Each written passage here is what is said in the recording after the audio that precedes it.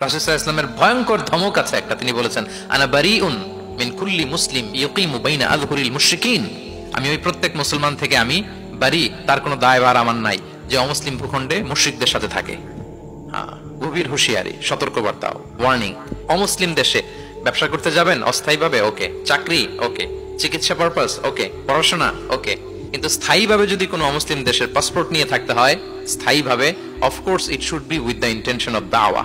এই নিয়তে যদি আপনি থাকেন তাহলে আপনি এই দেশে স্থায়ীভাবে থাকতে পারবেন। গত সপ্তাহে, তার আগের সপ্তাহে আমার জাপানে প্রোগ্রাম ছিল, এক মসজিদে আলোচনা করলাম, দেখি যে মসজিদটা খুব সুন্দর। আমি বললাম এত সুন্দর মসজিদ, বলে যে শেখ এটা আগে ক্যাসিনো ছিল। ক্যাসিনো কি ছিল? ক্যাসিনো চিনেন তো? জুয়ার আসর বসতো আর কি এখানে। বলে যে আমরা ক্যাসিনো কিনে এটার মসজিদ বানায় ফেলছি।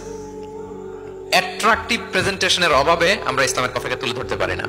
ওরা যে মতবাদ, ওদের যে ডক্ট্রিন, ওদের যে আইডিওলজি, ওদের যে চিন্তা চেতনা, এই বস্তা পচা মতবাদকে ওরা সুন্দরভাবে বিউটিফাই করে, ফান্ডিং করে, এমন প্যাট্রনেজের সাথে গোটা বিশ্বে আনে, চোখ ধাঁধানো মনে হয়। কিন্তু আমাদের প্রপার প্রেজেন্টেশনের কারণে আমরা ইসলামকে নন মুসলিম বন্ধুদের কাছে তুলে ধরতে পারি না।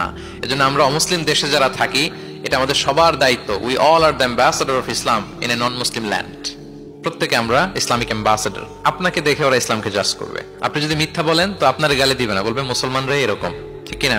আপনি লেনদেনে যদি কারচুপি করেন, বলবে মুসলমানরাই এরকম। এজন্য আপনাকে অ্যাম্বাসেডরের ভূমিকা পালন করতে হবে নন মুসলিম দেশে। এবং নন মুসলিম দেশে স্থায়ীভাবে যদি কেউ থাকতে হয়, তার দাওয়াতের নিয়তে থাকতে হবে। It's a must, I repeat. অমুসলিম দেশে ব্যবসা করতে যাবেন অস্থায়ীভাবে, ওকে। চাকরি, ওকে। চিকিৎসা পারপাস, ওকে। পড়াশোনা, ওকে। কিন্তু স্থায়ীভাবে যদি কোনো অমুসলিম দেশের পাসপোর্ট নিয়ে থাকতে হয়, স্থায়ীভাবে, of course it should be with the intention of দাওয়া। দাওয়াতের নিয়তে থাকতে হবে। যেমনটি রাসূল সাল্লাল্লাহু আলাইহি ওয়াসাল্লাম সাহাবারা ইসলামের সুমহান বাণীকে প্রচার করার জন্য অমুসলিম ভূখণ্ডে ছড়িয়ে পড়েছেন। এজন্য যারা পাসপোর্ট পেয়ে গেছেন সাউথ কোরিয়ার, অথবা এদেশে আছে নাকি সিস্টেম পাসপোর্ট পাওয়ার? আছে? আচ্ছা, কে কে পাইছেন আর আমি জিজ্ঞেস করলাম না, এটা আপনাদের কাছেই থাক। কিন্তু যারা পেয়েছেন বা প্রসেসিং এ আছেন যে আমি এই দেশের পাসপোর্ট নিব, অফকোর্স আপনার দাওয়াতে নিয়তে থাকতে হবে যে আমি ইসলামকে ছড়াই দিব, এই নিয়তে আছি, তাইলে থাকাটা বৈধ। তা না হলে অমুসলিম ভূখণ্ডে কোনো মুসলিম স্থায়ীভাবে বসবাস করতে পারবে? রাসূল সাল্লাল্লাহু আলাইহি ওয়াসাল্লামের ভয়ঙ্কর ধমক আছে একটা, তিনি বলেছেন আনা বারিউন মিন কুল্লি মুসলিম ইয়কিমু বাইনা আযহুরিল মুশরিকিন, আমি ওই প্রত্যেক মুসলমান থেকে আমি বারি, তার কোনো দায়ভার আমার নাই যে অমুসলিম ভূখণ্ডে মুশরিকদের সাথে থাকে।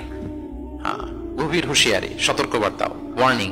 কিন্তু যদি আপনি উইথ দ্য ইন্টেনশন অফ দাওয়াতে নিয়তে থাকেন যে এখানে আমি একটা মসজিদ করব, মসজিদের সাথে লেগে থাকবো, আমার বুদ্ধিস্ট প্রতিবেশীর কাছে আমি ইসলামের সুমহান বাণী পৌঁছে দিব, আমার কলিগদেরকে বুঝাবো দেখো ইসলাম খুব ফ্লেক্সিবল, এটা ন্যাচারাল রিলিজিয়ান, এটা মানবতার ধর্ম, এটা এমন এমন, এইভাবে আমি বুঝাবো, এই নিয়তে যদি আপনি থাকেন তাহলে আপনি এই দেশে স্থায়ীভাবে থাকতে পারবেন। কথা কি বুঝতে পেরেছেন? এখন অন্যকে ইসলাম বুঝাইতে হলে তো আগে নিজের মানতে হবে নাকি? কথা বলেন। আপনি ইসলামের দাওয়া দিবেন, এখন আপনি নিজেই ইসলাম মানে না, তাহলে হবে?